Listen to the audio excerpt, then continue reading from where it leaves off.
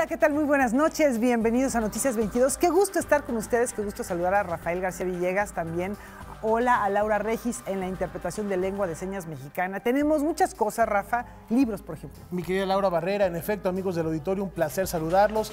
Teddy López Mills nos va a acompañar en el estudio para platicar de lo que hicimos, ¿no? Lo que hicimos se titula su libro, Guadalupe Alonso lo va a entrevistar en unos minutos. Además, la pregunta de hoy, que la nota que la detona, con el hashtag Noticias 22, es a propósito de Mextrópoli. Es un festival de arquitectura de ciudad. Francia es el país invitado. Vamos a descubrir mucho del urbanismo, la arquitectura francesa. Pero no solamente Francia es la Torre Eiffel. ¿Qué otro emblema ustedes recuerdan? ¿Qué otra construcción, edificación o imagen que puedan compartirnos, una imagen urbana, por ejemplo, de Francia? Esa es nuestra pregunta de hoy, ya lo estaban viendo. Con el hashtag Noticias 22 seguramente recordarán algo. Hay mucho que platicar de Francia, aunque no se haya visitado.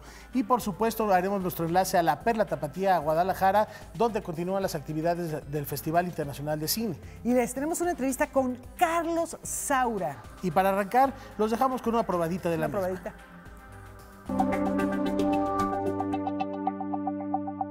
Yo creo que la edad es muy importante porque eso que dicen la experiencia. Yo siempre creo que dicen, no, con los años se aprende mucho, no se aprende nada con los años, ¿no? Yo estoy convencido de que hay que aprender, la vida se aprende cada día o en el momento en que vives, ¿no?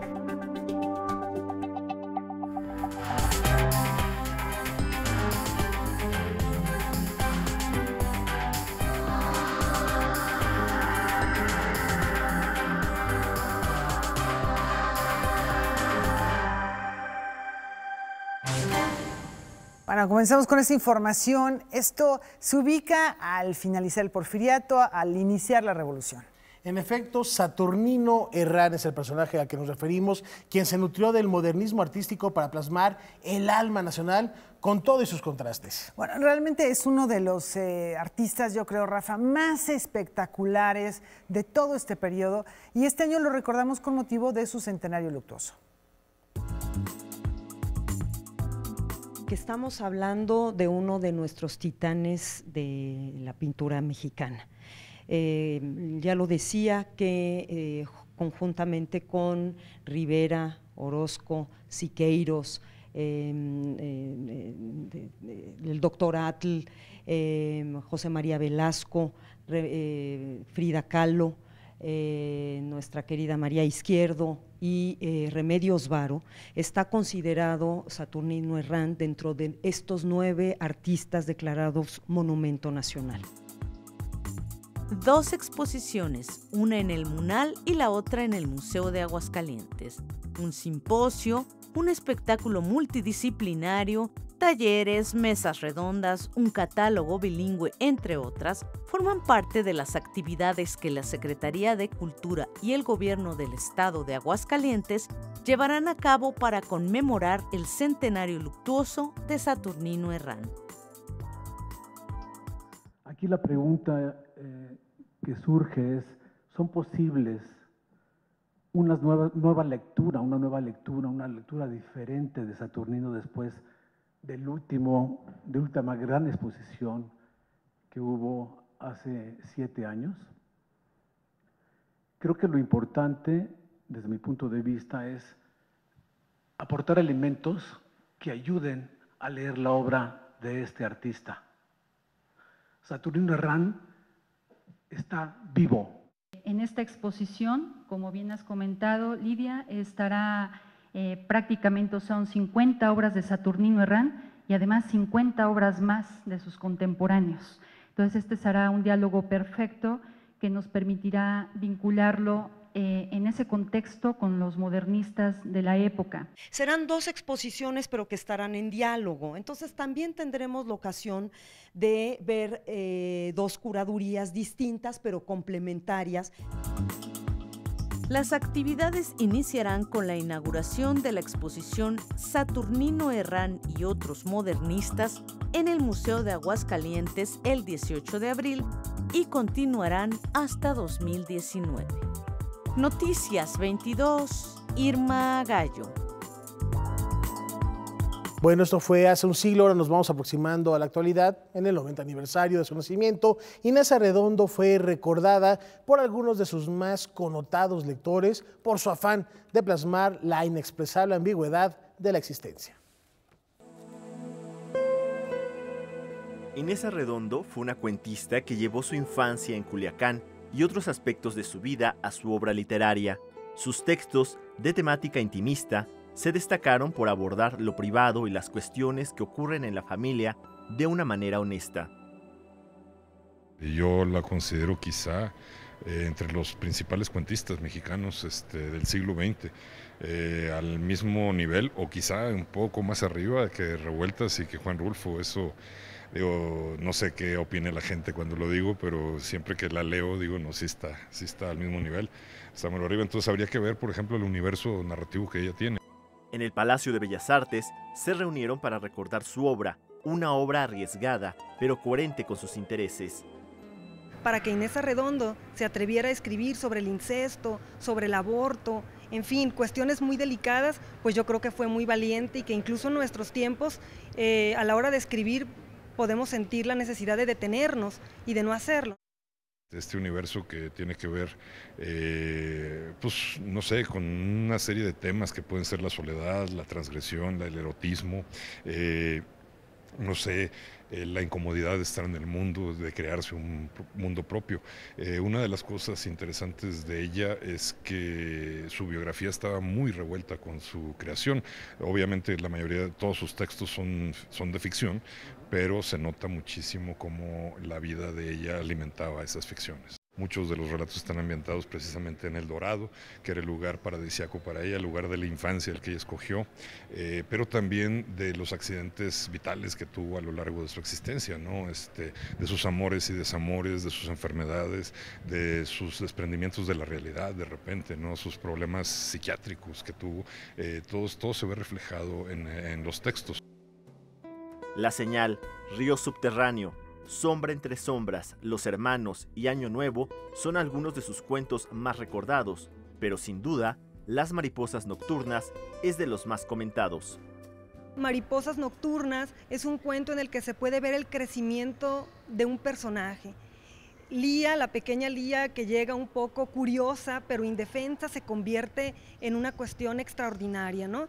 Entonces, me gusta mucho ese cuento porque muestra la transformación del personaje. El maestro César López Cuadras, escritor sinaloense, decía que un personaje jamás debe salir de la novela o del cuento como entró, que debe de haber una transformación, que algo debe cambiarlo. Entonces, creo que ahí se cumple eso muy bien. Noticias 22, Alberto Aranda. Bueno, un gran personaje al que hay que recordar y tener presente. Discípulo de Arreola, lector confeso de Hemingway, el escritor oaxaqueño Gerardo de la Torre cumple 80 años, de los cuales ha dedicado gran parte a cultivar el arte de contar historias. Hay que ganarse la vida y hay que aprender a hacer un montón de cosas. Surge la oportunidad y uno no dice no, se lanza al agua sin saber nadar, pero aprende o se ahoga. Gerardo de la Torre es un escritor que ha hecho televisión, cine e incluso en una época colaboró con el célebre cómic de Fantomas, los programas de Plaza Sésamo, La Hora Marcada y Águila o Sol. Por su cercanía con el movimiento petrolero escribió Ensayo General, Muertes de Aurora, Hijos del Águila y Los Muchachos Locos de Aquel Verano. Por toda esta labor es que celebró en grande sus 80 años de vida. A veces son dolorosos, ¿no? Es difícil aguantar los 80, pero pues aquí estoy contento porque estoy viendo a muchos amigos, a muchos exalumnos que ya hace años que no veía. Entonces estoy rodeado de gente con la que hay mutuo cariño. De la Torre, quien fue alumno de Arreola, ha traducido al español la obra de Scott Fitzgerald y Ernest Hemingway. Arreola fue el amor a las palabras, la lengua española. Con Hemingway, aquella cosa de los temas que nos empujaba, que nos contaba historias de amor que tenían que ver con la guerra, con los desastres. Pero pues también estaba Pepe Revueltas, por ejemplo, ¿no? De quien aprendí mucho. Gerardo de la Torre aprovechó la ocasión para presentar su libro titulado La vida rápida, en el cual se reúnen 50 cuentos que dan muestra de los temas que le han interesado a lo largo de su carrera. Este libro de cuentos recoge los cuentos, alguno desde mi primer libro, que se publicó hace 50 años, 68, y de los 7 u 8 libros posteriores, más algunos inéditos, lo que he escrito en los últimos 5, 6, 8 años, ¿sí? Entonces es como una lectura de mi vida en cuentos. ¿Una antología? Sí, es una antología, pero hay cuentos inéditos que no se han publicado. Entonces no es precisamente recogerlos, sino sacarlos del desván. Al homenaje realizado en el Palacio de Bellas Artes asistieron Silvia Molina, Felipe Casals y Humberto Musacchio. Noticias 22, Alberto Aranda. Bueno, felicidades a Gerardo de la Torre. Vamos a una pausa. Hay que leerlo. Hay que leerlo. Y estén muy al pendiente porque tenemos mucha más información aquí en Noticias 22 y seguimos esperando sus respuestas con el hashtag Noticias 22. ¿Cuál es una de los paisajes de las arquitecturas emblemáticas de Francia, más allá de la Torre Eiffel? Hashtag Noticias 22. Regresamos.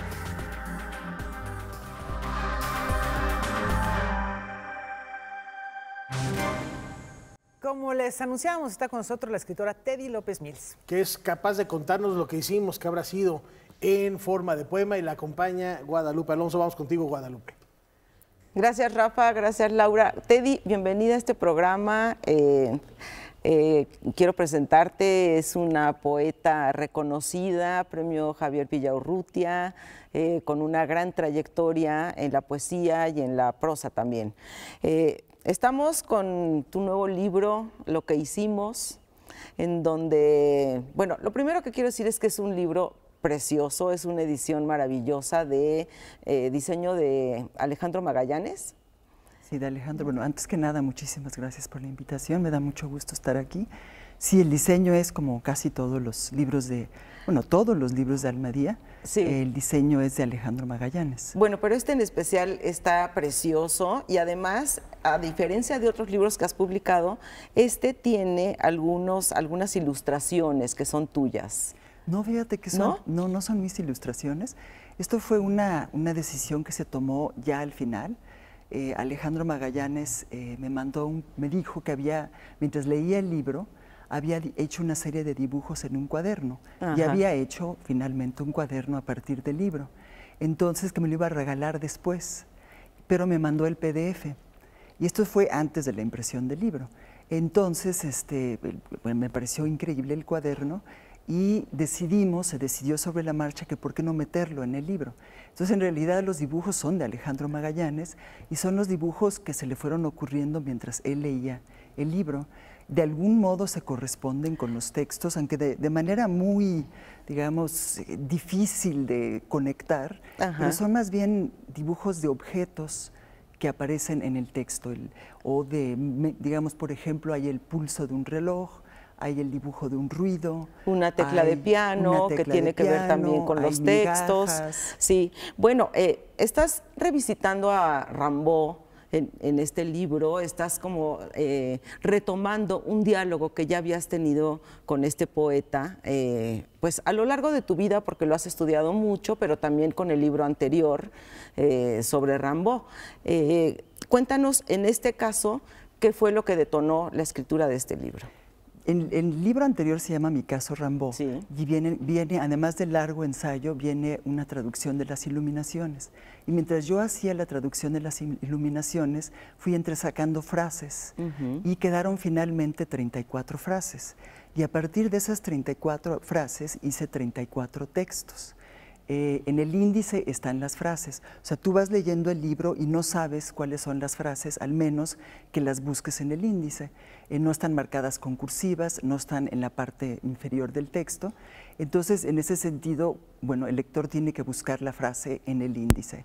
Empieza con la primera frase de las Iluminaciones con la que empieza este libro. No empieza, digamos, está en el primer texto del libro, es la señora instaló un piano en los Alpes.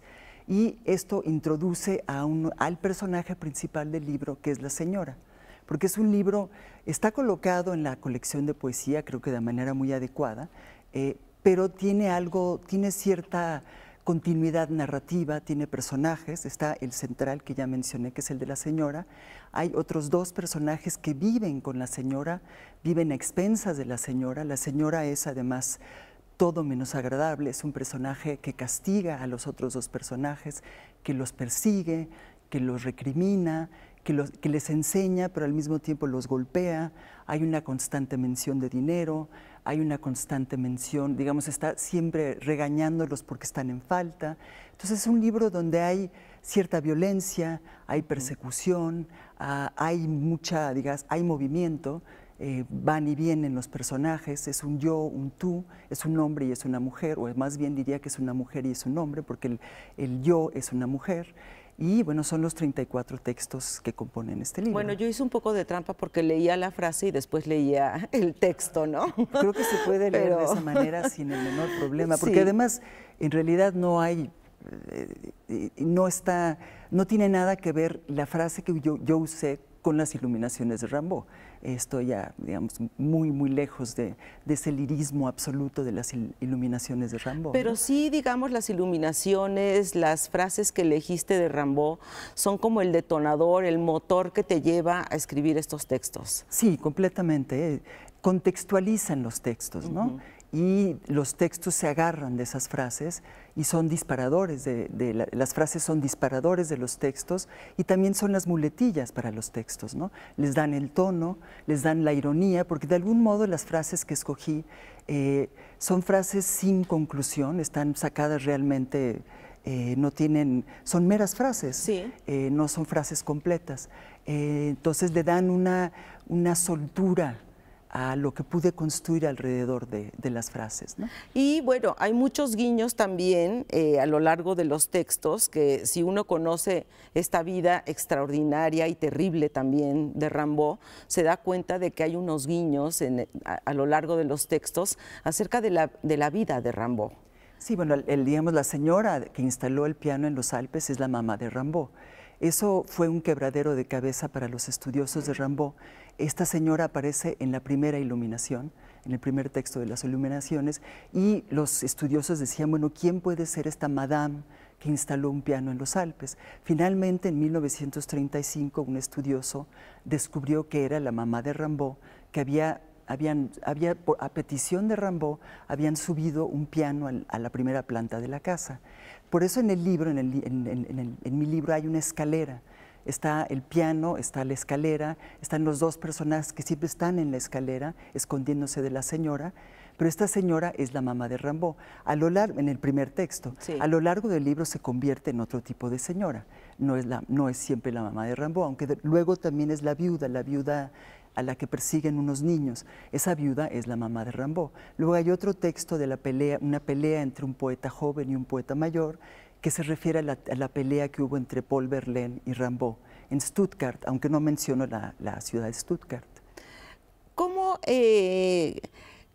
debería de leer el lector estos textos? Cualquier lector que no sea quizás un conocedor de Rimbaud, que no sea un gran lector de poesía, que no conozca las iluminaciones, ¿cómo puede entrar en este libro? Yo creo que tendría que entrar al pie de la letra, literalmente. Lo primero que se dice en el libro antes de que empiecen los textos es que están escritos a partir de frases tomadas de las iluminaciones. Y yo creo que hay que entrar así en el libro. Supongo, digamos, te toma por sorpresa, no sabes muy bien por dónde se va a ir, pero hay que seguir adelante. Bueno, si quieres, también lo puedes soltar, ¿eh? O sea, si te parece aburridísimo el libro, bueno, ni modo, será un poco la suerte del libro. Pero yo creo que lo puedes leer de principio a final. Puedes buscar las frases en el índice, puedes dejar esa búsqueda hasta el final, pero sí se puede, como hay una continuidad, como hay personajes, como siempre están conversando estos dos personajes que son como comparsas, son cómplices, yo creo que sí lo puedes leer como una especie de noveleta, una noveleta trunca, fragmentada, medio violenta, pero finalmente sí hay algo de noveleta, sí, con una cadencia, una tensión poética, pero sí se puede leer de principio a final como una narración también. Sí, ¿no? Pues yo te quiero felicitar porque se ve que además hay un gran trabajo en el lenguaje ¿no? Es un libro muy, muy trabajado, con un lenguaje muy poético, es una prosa poética, ¿no? Sí, es un término al que yo le rehuyo, no sé por qué, supongo por un prejuicio un poco absurdo de mi parte, pero sí supongo que es una prosa poética o es una poética en prosa.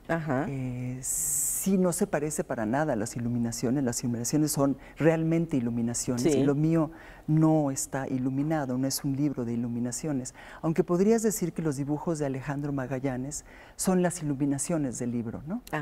Bueno, eso está muy bonito también. Sí. Oye, pues muchas felicidades, recomendamos al público que se acerque a este libro de Teddy López Mil, el título es Lo que hicimos y está editado por Almadía. Teddy, muchísimas gracias, mucha suerte con este libro y esperamos tu siguiente trabajo. Nos vamos ahora a una pausa y volvemos enseguida con Rafael y Laura Barrera. Muchas gracias a ti.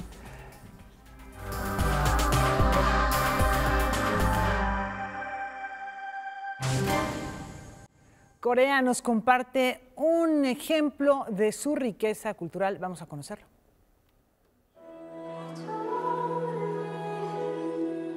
La vestimenta tradicional de Corea, el hanbok, ha sido retomado en la actualidad en las telenovelas históricas que se producen en aquel país.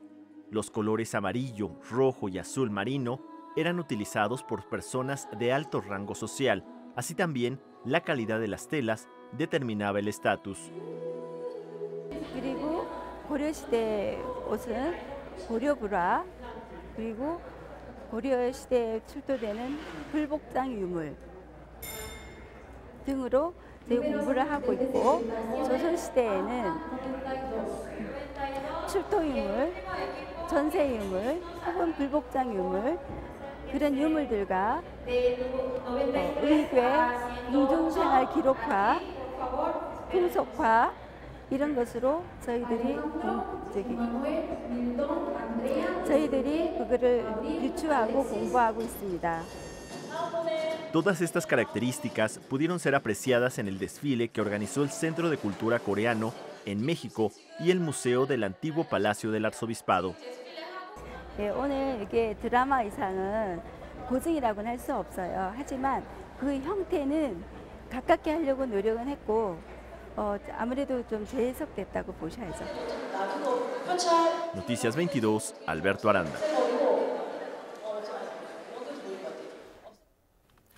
Bueno, pues ahí está un ejemplo de una cultura que a veces nos puede parecer lejana, pero que cuando la conocemos nos damos cuenta que tiene muchos puntos en común con la nuestra. Y qué mejor que la indumentaria para conocerla. Sí. Y ahora, como lo hemos estado haciendo, ya lo anticipábamos al inicio del programa, nos vamos a la Perla Tapatía, donde se lleva a cabo el encuentro, uno de los encuentros más importantes de cine de nuestro país. Efectivamente, por allá están Güemanzin Rodríguez, Julio López, ¿qué nos tienen?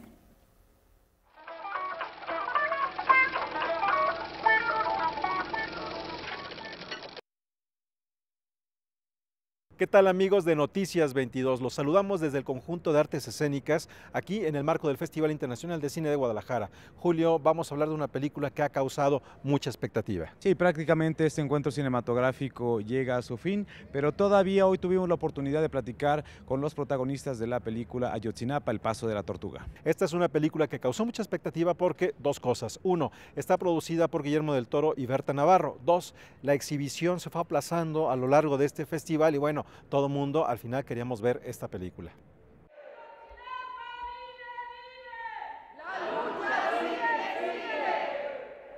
Cientos de veces hemos escuchado estas protestas a través de los medios electrónicos, pero esta vez no fueron entonadas por manifestantes, sino por personas que asistieron a una sala de cine para mirar el documental Ayotzinapa, El Paso de la Tortuga, un trabajo lo suficientemente bueno para generar en los espectadores empatía, rabia y dolor. Vivir el dolor, oírlo diario. O sea, yo pienso en los papás y diario. Lo viven, lo sienten, lo piensan. Sí es feo. Yo siento una responsabilidad, tanto como cineasta como sociedad civil, de ver realmente lo que está pasando, de dar voz a otros, de y no la pasividad en que estamos sumidos todos los ciudadanos, y más en las ciudades, donde ni nos volteamos a ver la cara ni nos vemos, y voltear a ver a estos jóvenes, a esta tragedia, difundirlo, me parece fundamental y me parece una responsabilidad. Este documental es para la sociedad civil, para pensar, para tener conciencia, empatía, sensibilidad, ¿no?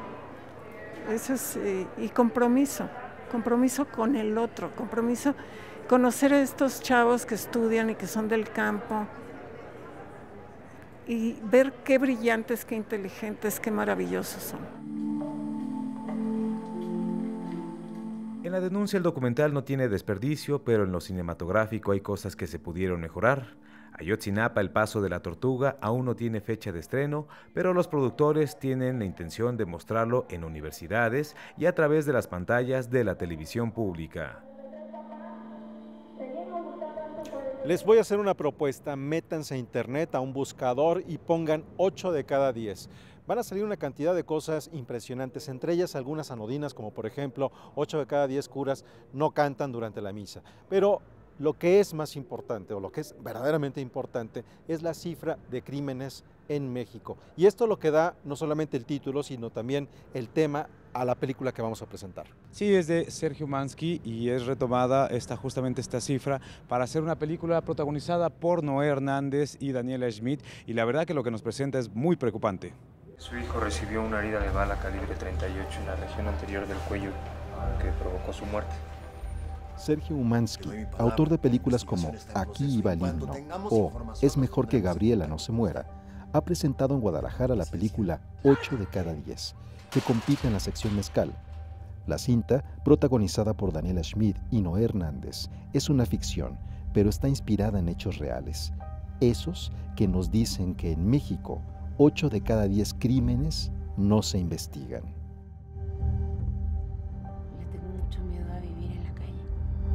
A mí la palabra justicia me hace eco, pero no la encuentro, pues. Es decir, no la hallo, la busco y no la escuchas, o no la ves y dices, esto está enmarañado, está coludido, o ¿por qué a mí no voltea a verme, ¿no?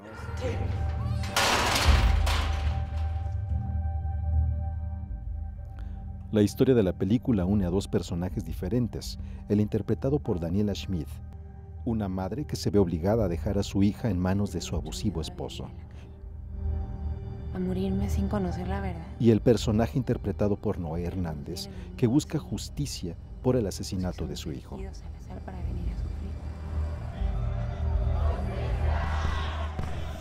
De esos personajes a los cuales no les llega la justicia porque la justicia está velada, porque la justicia está coludida, porque la justicia está muchas veces orquestada desde arriba, y entonces no nos llega la justicia a este tipo de personajes. Hay quienes la compran y hay quienes pueden acceder a ella, a lo mejor por otros medios, a lo mejor por contactos, pero estos personajes no los escucha nadie y nos pasa al grueso de la población, pues. Que corra la justicia como las aguas. Es una película fuerte, que al final deja al público sin aliento, cuando palabras tan importantes como justicia, libertad o conceptos como Estado de Derecho revelan el cinismo de las élites de poder. Pero no es solamente eso. También de forma sutil cuestiona el papel de los ciudadanos, de qué manera nuestras acciones individuales enfrentan o no a esta realidad atroz.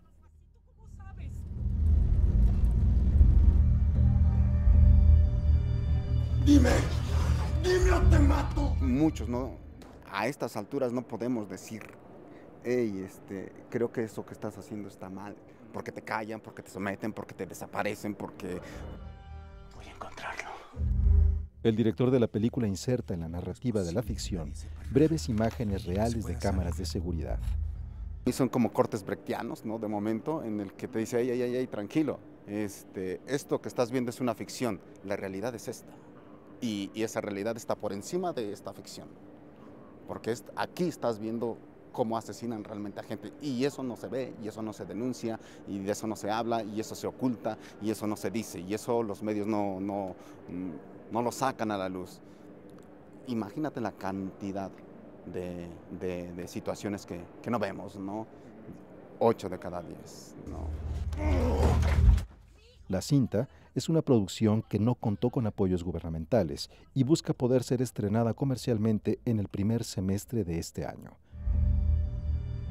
Dime o te mato. En esta 33ª edición aquí en Guadalajara del Festival de Cine, Julio, hay dos elementos que son muy importantes que hemos notado. Por un lado, la presencia cada vez mayor y mucho más sólida y contundente de directoras, cineastas y de guionistas que están contando otro tipo de historias. Pero también hay otra cosa, Julio, de qué manera la realidad de México, esta realidad cruel, ha permeado en la cinematografía. Sí, la realidad ha sido retratada duramente por los cineastas mexicanos. Por ahí tenemos a Tatiana Hueso con un documental como Tempestad, pero recientemente también en el marco del Festival Internacional de Cine Ambulante que comenzó en Oaxaca este año, se presenta el documental Hasta los dientes.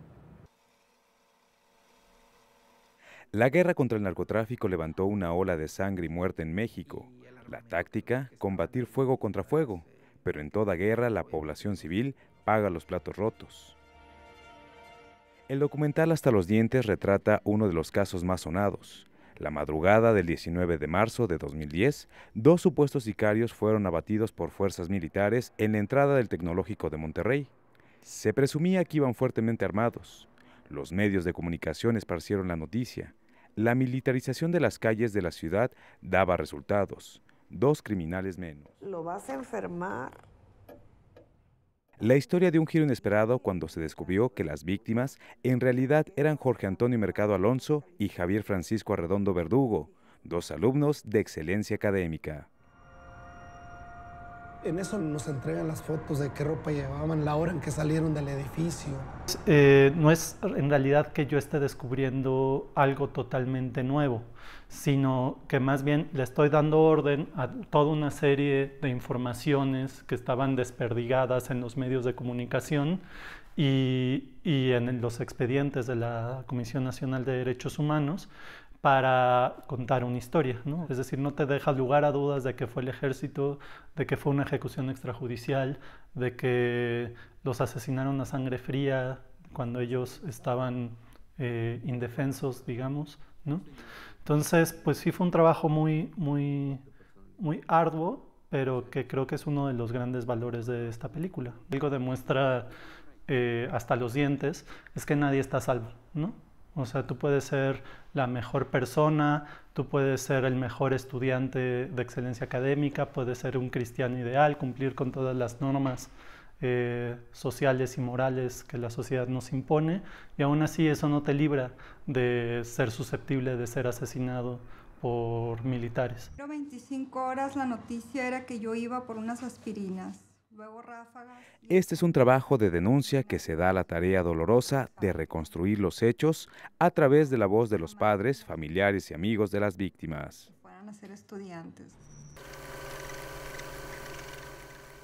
Otra de las presencias muy importantes de este festival aquí, Julio, es el realizador español Carlos Saura. Con 86 años de edad vino, impartió la cátedra Julio Cortázar y también tuvimos tiempo de conversar con él.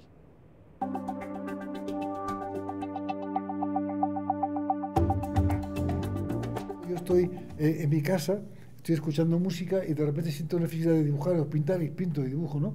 O de repente paso a hacer otra cosa, escribir, que es una cosa que me es fascinante escribir, siempre es una maravilla. Acabo de publicar una novela ahora, precisamente, que se llama Ausencias, ¿no? Encontrar el placer de escribir un poco tarde, ¿no? Aunque he escrito muchos guiones, que es una forma de escribir diferente, ¿no?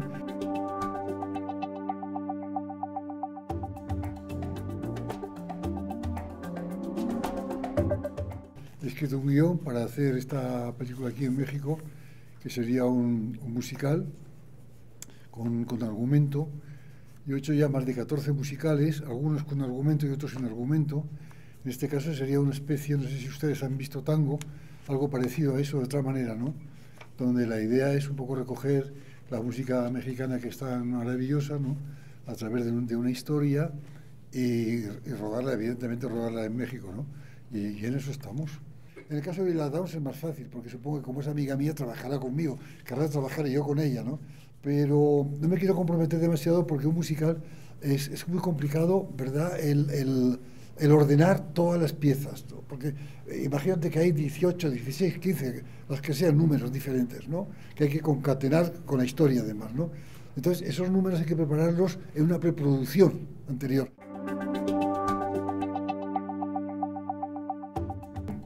Yo he escrito ya 4 novelas, ¿eh? Esta es mi 4ª novela y esta es una novela muy imaginativa, muy creativa en ese sentido, y está basada en la fotografía y el comienzo es un comienzo real, es un comienzo real que me ha pasado a mí. Yo tengo muchos libros de fotografía porque me gusta mucho la fotografía y compré un libro de Diana Arbus, precioso, ¿no? De una fotógrafa americana famosa que yo admiro mucho y de repente pasando páginas, había una página que estaba rota, que no existía, que era la página rasgada que llamo yo, ¿no? Entonces, a partir de ahí, Luco había escrito una novela. He inventado lo que viene en esa página y los personajes, etcétera, ¿no? Yo creo que la edad es muy importante porque eso que dicen la experiencia. Yo siempre creo que dicen, no, con los años se aprende mucho. No se aprende nada con los años, ¿no? Yo estoy convencido de que hay que aprender. La vida se aprende cada día o en el momento en que vives, ¿no? Pero yo estoy en un momento en que tengo muchas ganas de hacer cine otra vez, ¿no? Y de escribir, de hacer cosas, y estoy en esa postura, ¿no? O sea que no lo sé, a ver lo que va a suceder, hasta cuándo voy a vivir, hasta cuándo voy a poder hacer cine, y si no hago cine, pues haré otras cosas, me dedicaré a escribir, o me dedicaré a dibujar, o a pintar, o a lo que sea, ¿no? ¿Qué voy a hacerle, no?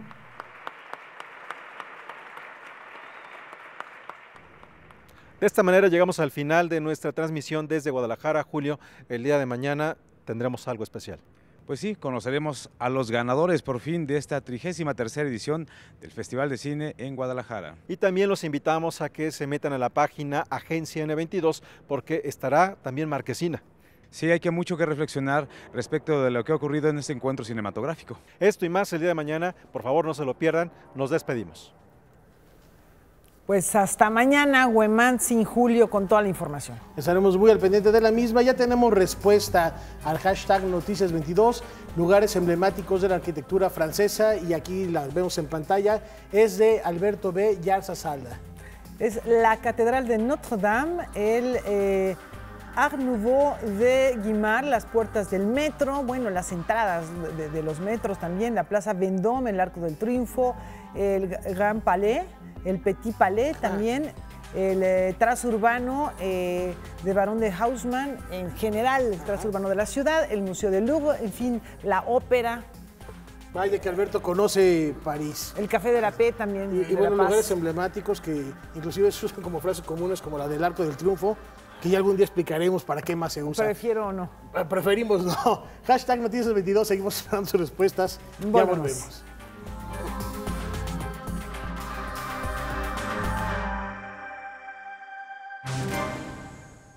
En el contexto de la Feria de la Lectura de Yucatán, mis compañeros Salvador Álvarez y Alisbeth Mercado conversaron con David Huerta, quien es ganador del premio Excelencia en las Letras José Emilio Pacheco. Es un galardón que le sabe pues a muchos reencuentros. Vamos a ver de qué platicó con ellos.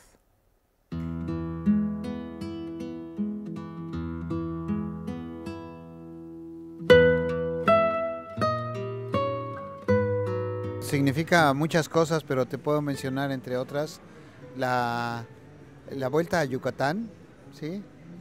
No en primer lugar, sino mezclado con un acercamiento, por desgracia, después de su muerte, 4 años después de su muerte, a José Emilio Pacheco, ¿sí? A través de este premio que lleva su nombre y que me da una inmensa alegría. José Emilio era una especie de hermano mayor, y cuando nos conocimos en casa de mi padre, él debe haber tenido 18, 19 años y yo 10 menos, de modo que él era un joven y yo era todavía un niño. Mi papá, que estaba ocupado en no sé qué cosas, le pidió a José Emilio, por favor llévate a este niño, vele a comprar algo para entretenerlo porque tengo que terminar mi artículo o lo que fuera, que en ese momento lo tenía ocupado. Y entonces José Emilio me tomó de la mano, fíjate qué bonito, Lisbeth, me tomó de la mano y me llevó a la tienda, a la proverbial tienda de la esquina, el estanquillo, y me compró una paleta Mimí, que desde entonces se convirtió era como el símbolo, lleno de candor, lleno de inocencia, por supuesto, del principio de nuestra amistad fraternal, por así decirlo.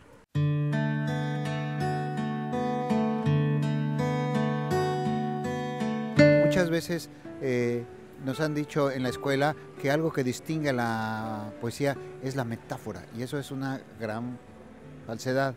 Hay muchos poemas que tienen metáforas y hay muchos poemas que no las tienen, y en ambos casos se trata de obras valiosas. Sí, los romances españoles no suelen tener metáforas, cuentan historias y son grandes poemas. Lo que distingue a la poesía es un uso intencionado de la lengua, del idioma, por medio de recursos, entre los cuales está la metáfora, pero sobre todo el ritmo. ¿Sí? Es un lenguaje motivado y rítmico a la vez.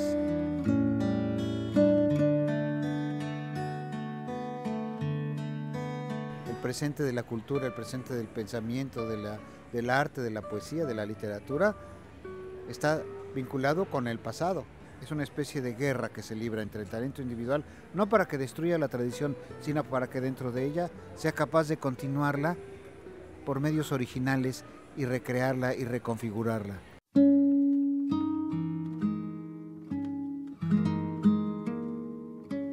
Bueno, yo estoy muy desconectado hace ya muchos años de los poetas jóvenes. Los que yo conocí como poetas jóvenes ahora son unos viejillos de 40 o 50 años. Así es que, pues cuando eran jóvenes me parecían muy buenos. Y sin embargo a veces me asomo a lo que hacen los jóvenes, sobre todo porque tengo contacto continuo con los estudiantes de literatura, algunos de los cuales escriben poesía, cojean de ese pie, y me sorprende enormemente lo que hacen. Pero conozco muy pocos, y sin embargo, para contestar tu pregunta, los pocos que conozco y lo poco que he leído de ellos, me parece enormemente valioso. Y como un laboratorio de creación que va más allá de lo que pasa en escena, la Compañía Nacional de Teatro nos invita a reflexionar sobre nuestra relación con el medio ambiente y particularmente con el agua. Nos vamos a establecer cada comunidad en una de las 4 esquinas y una comunidad en el centro. Para esto tenemos 48,000 litros de agua, o lo que es lo mismo, 3 minutos. ¿Ok? Venga. ¿Listos? Venga, vamos a darle. Tenemos también un nuevo proyecto en donde nos acercamos a los jóvenes. En primer lugar, nos acercamos al lenguaje que las nuevas generaciones están proponiendo aquí y en el mundo. Es decir, un nuevo tipo de teatro. Hay una joven generación que viene empujando muy fuerte y proponiendo teatralidades distintas. El actor juega un papel distinto, ya no es el actor que crea personajes y entra dentro de una ficción, sino es el actor que narra sus propias historias y que se involucra social y políticamente en el espectáculo. Cada uno nuestra agua en este gran pozo de posibilidades. Se trata de Proyecto SED, Encuentro de Aguas. Más que una obra, es una pieza interactiva en la que el público juega un rol importante junto con 5 actores del elenco estable de la Compañía Nacional de Teatro. Proyecto SED, Encuentro de Aguas, ¿no? Pues es un proyecto que busca implicar al espectador de una manera distinta. ¿A qué me refiero con esto? A que no solamente estoy pensando como en un teatro participativo como tal, pero sí en un teatro relacional en el cual el espectador sea un corresponsable de la problemática que aquí estamos planteando, que en este caso es la crisis y la problemática del agua en México y en el mundo, ¿no?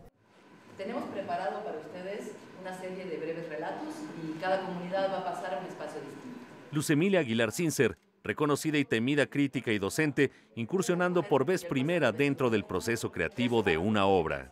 Sobre un tema que ha sido un tema paralelo a mi estudio del teatro, porque llevo muchos años estudiando la historia ambiental de México, y en consecuencia de conocerla y saber de la importancia de los recursos naturales, de la relación de los bosques con el agua y de la necesidad de que exista una política pública de defensa de ese bien indispensable, que es el agua, los bosques, la calidad del aire, la calidad de la tierra, la estabilidad de los suelos, para la viabilidad futura como un compromiso ético que deberíamos de tener todas las generaciones.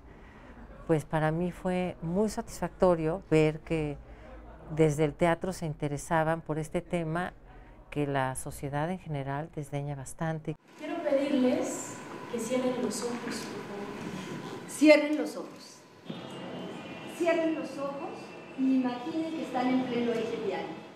Pues por supuesto, están todos invitados. Tenemos una corta temporada hasta el 1 de abril, de jueves a domingo, jueves y viernes a las 8, sábado a las 7, domingo a las 6, en la sala Héctor Mendoza de la Casa de la Compañía Nacional de Teatro. Entrenamiento global, permacultura y acompañamiento psicosocial ante la violencia de Estado. Con información y texto de Salvador Perches Galván, Óscar Helguera, Noticias 22. Imaginen que están en un espacio. Bueno, pues esto que tenemos a continuación tiene que ver con lo mismo, con el espacio, con la manera en que nos relacionamos con el medio ambiente, con los elementos que tenemos a nuestro alcance y en nuestro entorno. En efecto, y también está vinculado con la pregunta que les hacemos esta noche, hashtag Noticias 22, ¿qué lugar representativo conocen de Francia o comparten además de la Torre Eiffel? Y ahí está Paco Mares, más asiduo que muchos de los reporteros de este espacio. Como siempre, gracias Paco por compartir con nosotros y hacerte presente. El Museo del Louvre, aunque el Palacio de Versalles, que también pues, es una joya arquitectónica e histórica, son algunos de las edificaciones que a nuestro querido televidente le llama la atención a Paco Mares. Muchísimas gracias, Paco. Y bueno, todo esto es a propósito de lo que va a suceder en Mextrópoli.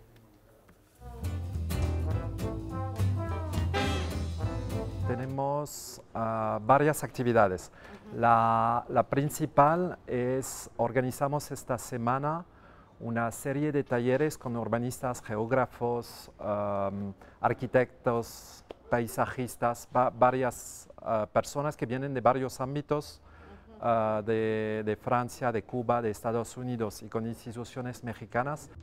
La presencia francesa en Mextrópoli 2018 está enfocada al tema El futuro posible para los terrenos que actualmente ocupa el aeropuerto Benito Juárez de la Ciudad de México. Entre las invitadas destaca Michelle Laroux-Charlot, exdirectora general del ordenamiento de Bordeaux. Pero me parece tiene una ventaja muy grande, que es que tienen 700 hectáreas en un barrio que tiene que cambiar de imagen. Eso es una oportunidad. Ayer vimos uno de los barrios que está al lado, una de las colonias, y me impresionó las personas que nos hablaron, que tienen una opinión muy positiva de su colonia, que tienen ideas muy moderadas y cuyas necesidades son de interés general. Los vecinos expresaron su deseo de que hubiera una universidad pública en los terrenos que ahora ocupa el aeropuerto, pero Michelle Laroux-Charlot tiene algo más que aportar. Y el tercer tema que me pareció interesante es el medio ambiente y el agua. Y quizás, pero es una idea personal, pero en vez de hacer un gran parque que es muy difícil manejar en temas de seguridad, con el tema del agua es hacer otra vez un lago. Para mayores informes sobre fechas y horas de las conferencias, visita el Facebook de IFAL Casa de Francia o bien la página web ifal.mx. Noticias 22, Irma Gallo.